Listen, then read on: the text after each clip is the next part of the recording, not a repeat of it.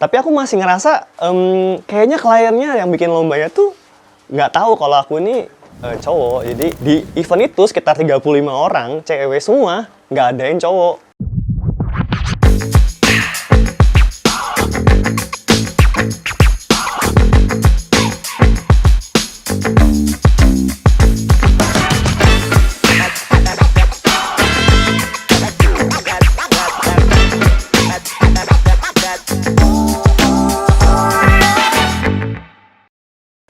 Halo semuanya, nama saya Riku Tachibana lengkapnya. Tapi kalau seringnya nama akunnya tuh Riku_cosplayer. Mungkin kalau nge-search akun saya di mana-mana tuh seperti itu ya, jadi gampang dicari.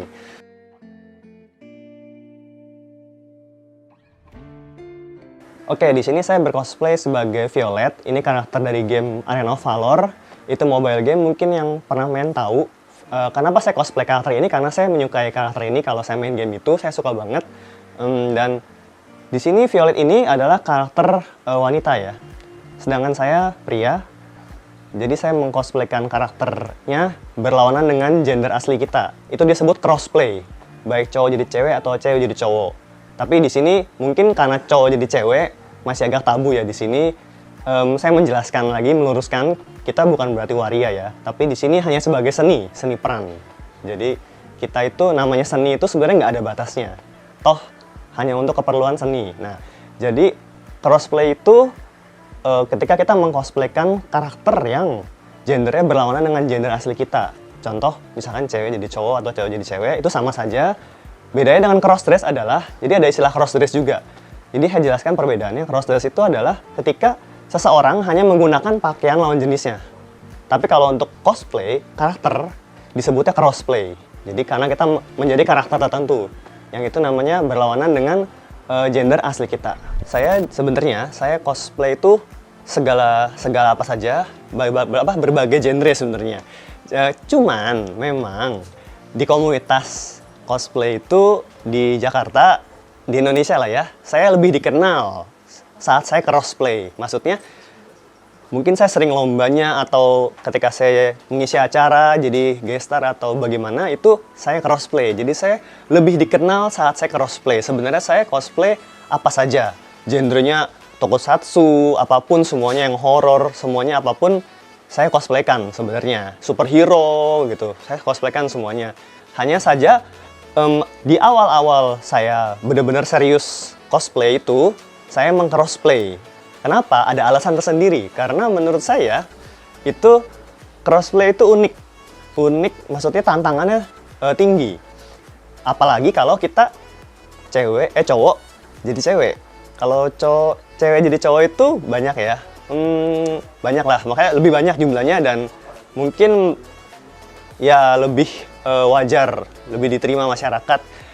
Cowok jadi cewek itu memang selain lebih tabu dan lebih sulit, jujur tantangannya jadi lebih tinggi. Tapi mungkin karena banyak kesulitan itulah yang membuat saya tuh tertantang dan saya merasa gue kayaknya gue kayaknya bisa gitu kan ya. Itu tantangannya seperti itu. Jadi seninya itu adalah bagaimana kita bisa menyerupai, cocok dengan karakternya, mana sebenarnya berlawanan dengan gender kita. Yang mana kalau cowok jadi cewek tuh sebenarnya sulit banget. Sebenarnya sulit banget ya.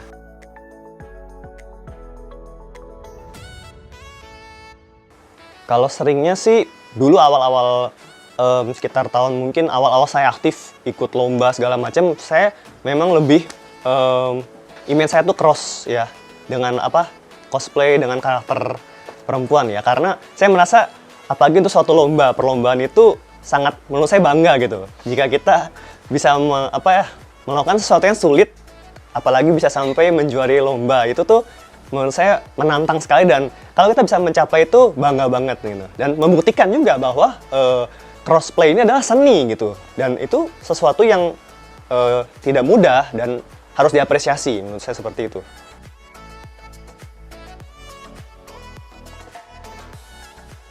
Oke, budget untuk satu kostum itu bervariasi ya. Bervariasi. Mungkin contohnya untuk kostum yang ini ya, saya gunakan sekarang.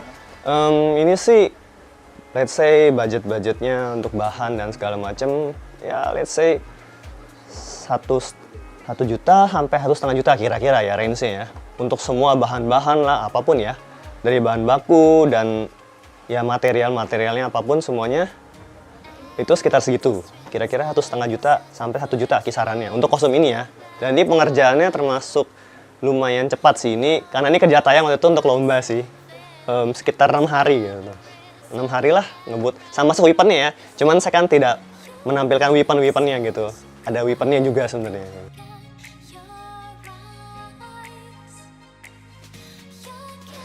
Koleksi kostum ya, waduh, berapa ya?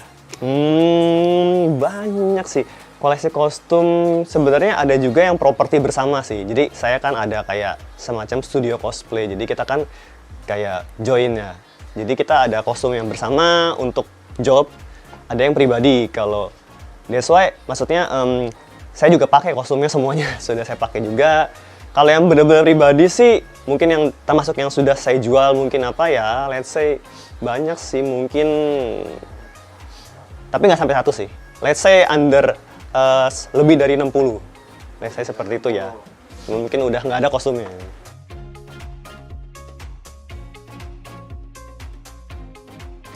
Aku kalau di cosplay ini, kalau datang ke event sebagai pengunjung itu sebenarnya pertama kali itu tahun 2004.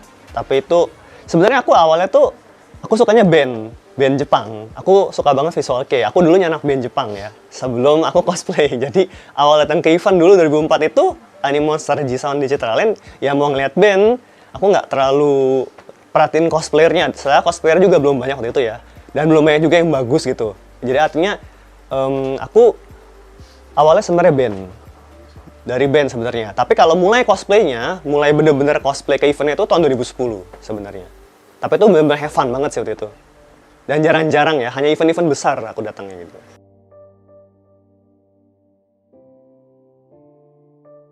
Artinya achievement lomba ya, let's say lomba ya. Oke, lomba. Ya, saya termasuk cosplayer yang aktif ikut lomba sih. Lumayan aktif banget sejak tahun 2002. Sebenarnya 2010 ada ikut lomba iseng. Oh itu cuman masih bener-bener nggak tahu apa-apa, tapi ikut doang nekat. Tapi sejak 2012 itu bener-bener saya aktif banget.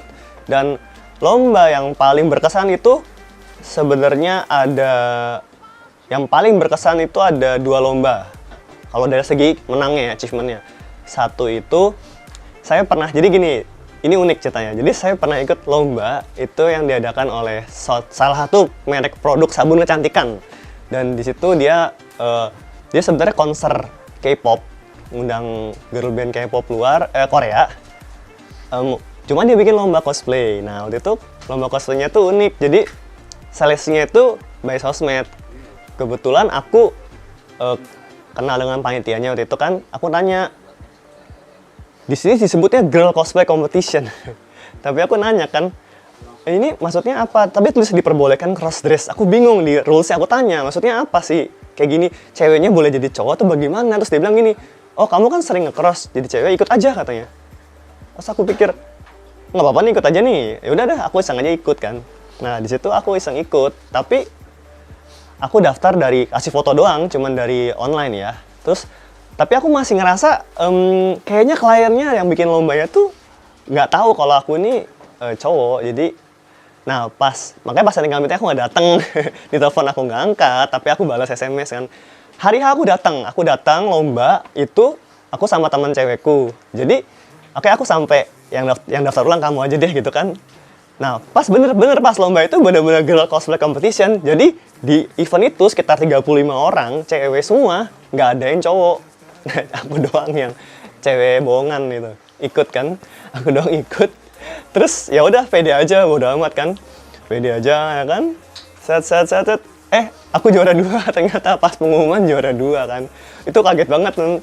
Itu bener-bener unik banget karena itu nggak ada cowok yang ikut lomba itu, dan tuh disebutnya girl cosplay competition, tapi aku juara 2, aku ikut dan menang. Satu lagi mungkin karena aku pernah menang lomba di event tahunan ya, itu Jakarta Toys Fair. Itu salah satu mungkin aku anggap achievement aku yang so far aku anggap paling membanggakan. Tahun 2000, aku lupa inget sih, sekitar tahun 2000 berapanya ya, mungkin 2017.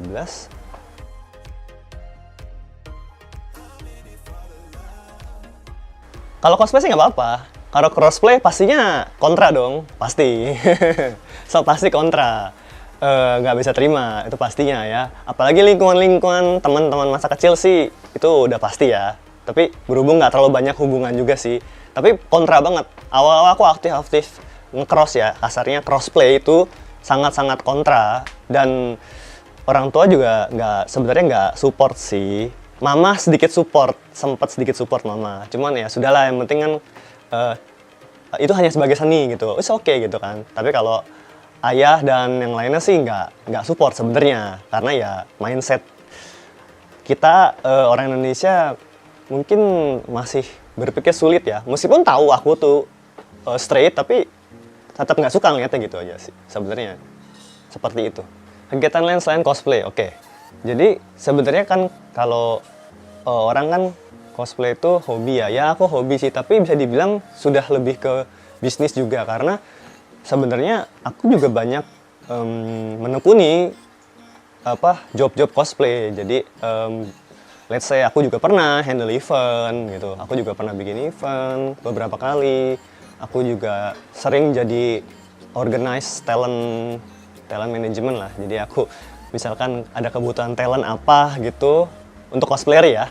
Jadi mungkin akunya nggak cosplay, tapi aku organize cosplayernya, aku memanajeri mereka lah untuk event itu atau untuk job itu. Let's say seperti itu. Itu yang sering aku jalani. Contoh untuk stasiun televisi, untuk media juga beberapa kali pernah. Untuk mungkin kalau company butuh promosi. Nah, jadi aku sih bilang cosplay itu bagiku lebih dari sekedar hobi yang aku jalani. Contohnya seperti itu, salah satunya. Selain dari aku sendiri, mungkin yang cosplay, aku sendiri ngisi acara, itu juga semuanya. Intinya, atau juga kadang bikin properti, pesanan juga. Jadi sebenarnya masih di cosplay juga, mostly kerjaannya gitu.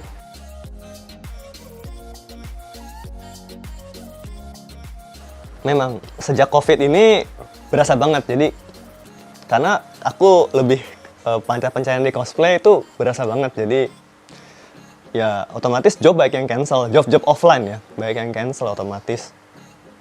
Tapi masih ada yang online. Hanya saja persentasenya memang jauh. Ya lumayan jarang lah, kalau online itu jarang, tapi masih ada sebenarnya. Aku juga masih ya bersyukurnya masih bisa dapat job-job yang online. Contoh untuk mungkin syuting konten, untuk turnamen e-sport, kadang butuh cosplayer untuk kayak gimmick-gimmicknya, opening videonya, terus stasiun televisi, media juga masih kan. Kalau syuting kan ya jumlahnya tidak banyak, jadi maksudnya itu masih sering terjadi, masih ada dapat lah. Dan kadang untuk job-job konten video cosplay itu ada, jadi cuma memang jarang memang. Jadi memang itu rasanya seperti itu ya, perbedaannya maksudnya.